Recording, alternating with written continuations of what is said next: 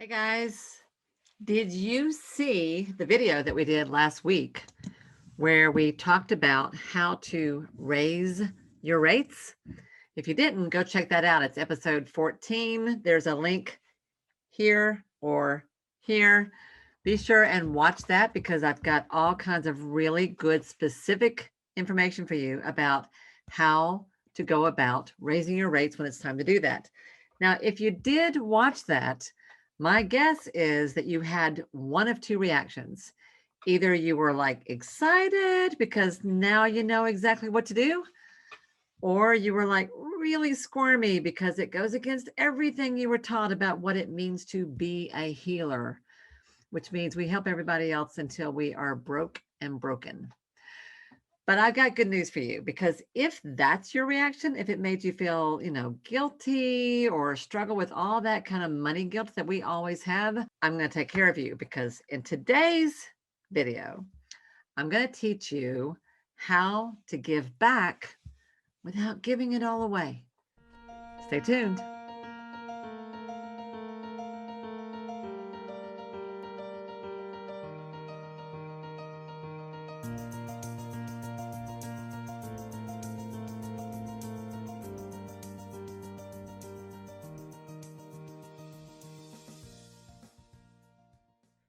Hello, everyone, and welcome. My name is Wendy. I am Wendy Pitts-Reeves. You know that if you're here on my page, and I'm really glad that you're here to join me. Each week, I bring you these videos where I want to talk with you about all that stuff that we as healers and healthcare practitioners aren't supposed to talk about, which is namely how to make a decent living, how to make good money doing good work and bringing more good to the world. That's what we're all about here. And I'm really, really glad you're here. If you like these videos, let me just say this real quick because I never remember to say this. Please help me out. If you're watching this on YouTube, give it a thumbs up, add a comment below, share it with a friend. And if you're watching a lot of these videos and you like this, it would help me so much if you would click that little subscribe button down below, because that helps my channel, folks. And that will help me get this content in front of more people who need it. So I would love it if you can help me out with that. All right, so let's dive into what today's about. So I was thinking about this already. I'd actually already planned to talk about this today. And then this morning, I was in a mastermind group with a group of fellow entrepreneurs scattered around the world who all are doing all kinds of really cool things. And as so often comes up, I heard them talking about how guilty they felt about charging reasonable rates for their services. These were all women. They were all successful in their own right in different ways. And almost all of them had some kind of a struggle with this. And I get it. I get it. We all do this.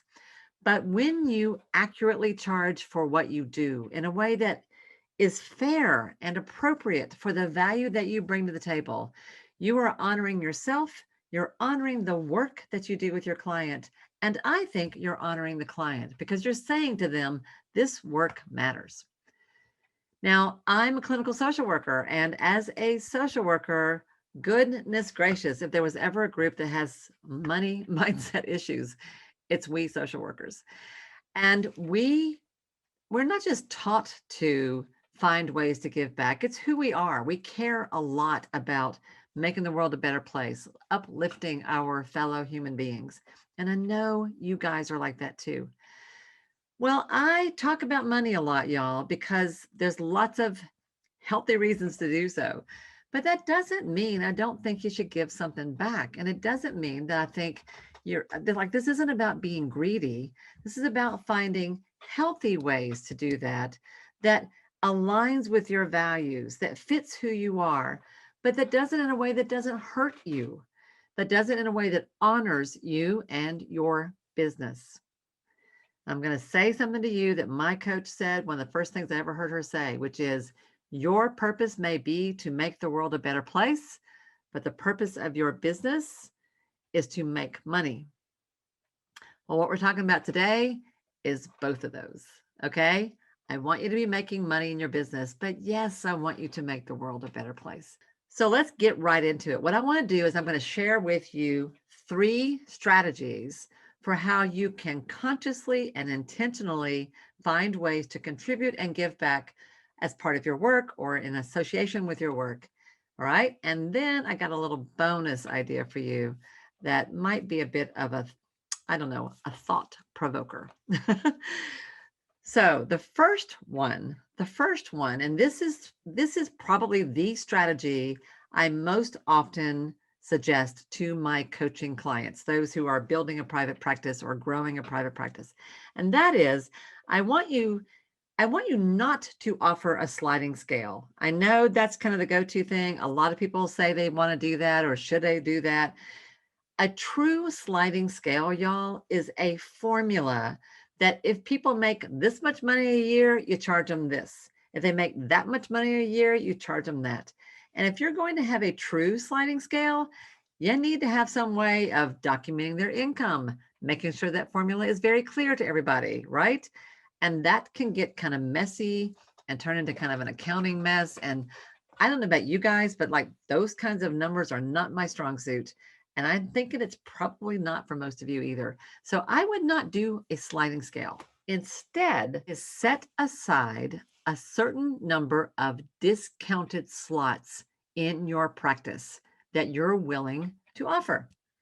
That can be a certain number of hours per week. It can be a certain number of clients in your active caseload. It could be literally one person, that one client that you've had forever, that you just have a real heart for, that you just want to honor that relationship. And by golly, they're going to be your give back client.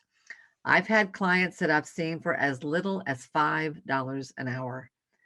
Not many, but I've done that. I've done 25, I've done 50.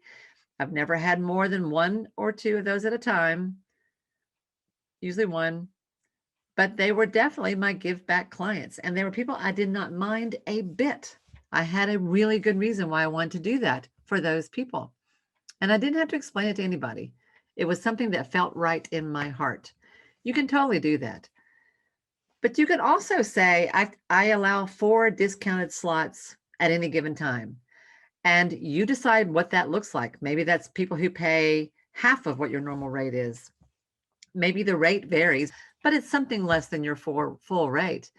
And when people call in, ask you if you can see them for a lower rate, you can say, actually, I do keep a certain number of slots available for that kind of thing. Unfortunately, those are all full right now because they will be.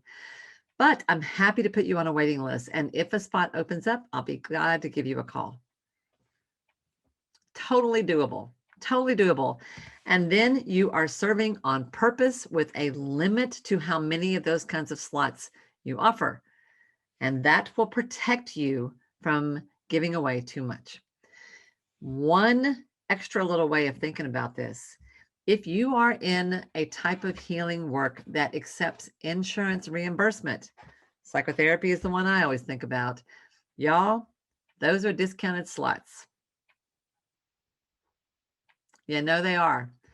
You might want to think about how many of those slots do you want to allow in your overall practice, because those are sometimes significantly discounted. They could be as much as a third of what you charge. That will affect your bottom line. That matters. So that is also give back work, if you ask me. The second strategy is something that you do in your community. Run your practice, y'all. Make money, charge folks your full fee. And then because you will be in such better place financially, such a better place financially, you can afford to give money away. Donate to your favorite charity. That's fine. Become a sustaining donor of the charity you care about the most, right?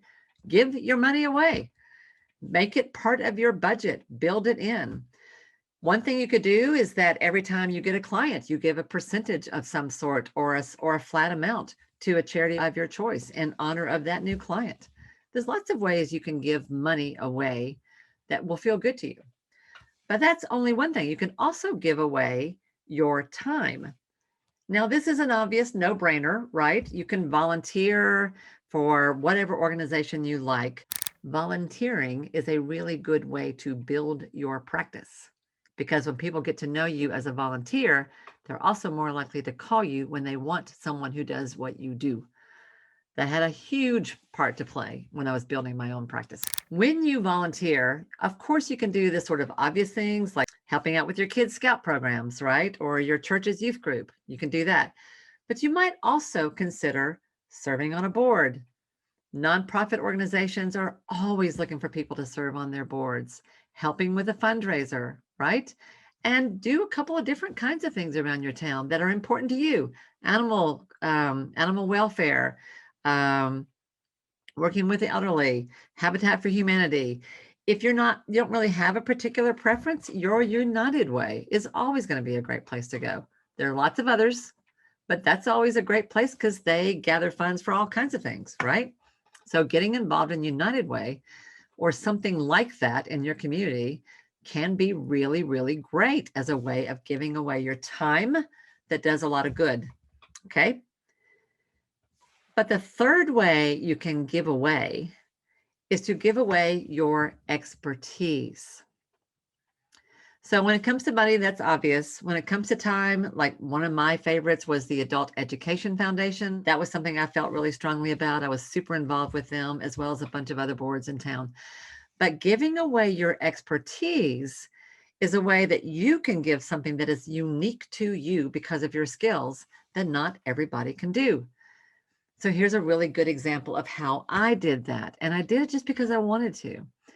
When I was the director of family therapy at a residential treatment center, working in essentially a hospital setting, we often had graduate student interns, and I would often supervise them as part of my job. I got paid to do that, but I loved doing it. It was fun. When I shifted to the private practice world, there wasn't really a good way for me to do that in private practice. But I really like doing that. I love clinical supervision. So, on my own, as part of my volunteering work, I had gotten to know the executive director of the local domestic violence shelter. And I knew that they were always struggling for money. I knew that they were working with people who had a lot of problems in their lives, as you would expect. And I knew that they could really benefit from having a professional clinician, a counselor on board. No way they could afford to pay someone who had that kind of training. I knew that. So I suggested to her one day, how about if you brought in student interns to serve as master's level counselors in the program, and I provide the clinical supervision for free. One or two students at a time from the local university that would serve a period of time in the shelter, helping to provide professional level psychotherapy services. So the students would go to the shelter and work and then come to me at my office. I didn't go to the shelter, they came to me, and I would meet with them for an hour a week to oversee that. That was really fun. I really enjoyed that. I enjoyed having the chance to use my clinical brain that way. They got the benefit of my years of experience, my perspective. The shelter got the benefit of having their services. It was a win-win-win all the way around. Totally for free. I just did that because I wanted to. The third strategy you can use to give back is sort of another way of thinking about the discounts, and that is, or discounted slots. Instead of offering one-to-one services at your premium rates, offer one-to-many services at a lower rate. And what that could look like would be groups or courses. Now, most people in the psychotherapy world aren't used to thinking about courses, but y'all, there are so many ways you could use that in a counseling practice. But if you have a yoga class, if you are an energy healer, I don't care what kind of healing work you do, there is a place for courses in your practice. They can be courses that you teach live online, or they can be courses that you pre-record and sell as a DIY, a do-it-yourself option, right? And they can be anything from a 3-part, 3-hour training video series on how to use positive discipline with a preschooler, to how to set up a date night and reconnect with your partner or your spouse. Like 1,000 things you could do this on. And they could live on your website that people can download them all the time. They could even be one part things that people just pay a little bit of money for, like a low ticket item.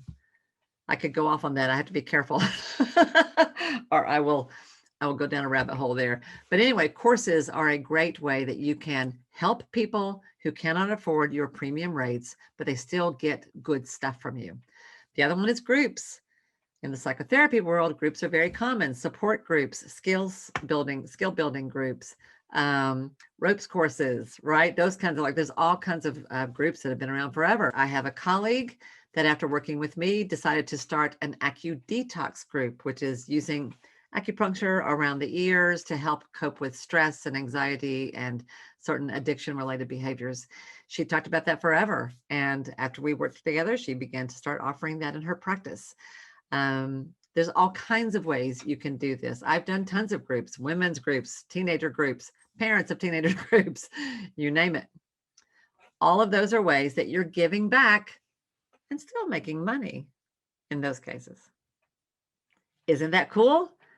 So notice, like, there are all kinds of ways that you can, in a conscious and intentional and healthy way, give back, make the world a better place, and still make good money. Now, one more thing. I do want to offer you a bonus idea that is a bigger idea and might sound a little crazy, but if you're really ambitious and you have a real passion, why not? And that is, as you become more successful and you get your practice kind of under your belt and your systems are running and you kind of got all that stuff figured out, start your own nonprofit. Create a foundation, raise money that you can use to give away or give low priced services to whatever population it is that you have a real heart for. All I would suggest, if you do that, and there's a lot involved in that, that's not a small or easy thing, but there's no reason why you can't do it. People do it all the time. All I would suggest there is that if you do that you are really careful that you've got space for it in your life, in your schedule, and that if you decide to offer services in that way, that you do them in a way that is very structured, y'all, that there's very specific criteria for how people can participate, and that you require something out of your clients. So let's do a quick review, right? So we talked about instead of a sliding scale, offering a certain number or type of discounted slots. We talked about donating your dollars or your time or your expertise. And we talked about making an offer that is one-to-many instead of one-to-one. All of those are ways of giving back. If you like this, and if you want to talk about this stuff, I'm going to just really encourage you to join me at the Ideal Practice Cafe. We meet every Thursday at 1 o'clock Eastern for an hour. We cut it off in an hour. So you can totally make this your lunch hour and join us. It happens inside the Ideal Practice community. So depending upon where you're seeing this, you may need to join that first. And we talk about this stuff. We take these topics and we go further with them. And it is so much fun. There's always good stuff that comes out of those conversations because everyone who comes has their own ideas to add to the mix. And I would love to see you there. Again, remember to like, share, or subscribe. I hope this is helpful for you. And with that, I'll let you go. Can't wait to see where you go with this one. And I will see you next week, where we're going to be talking about another way to figure out how to set your rates. Good stuff coming. Gonna keep coming. Thanks, everybody. Have a great week. I'll see you next time. Bye now.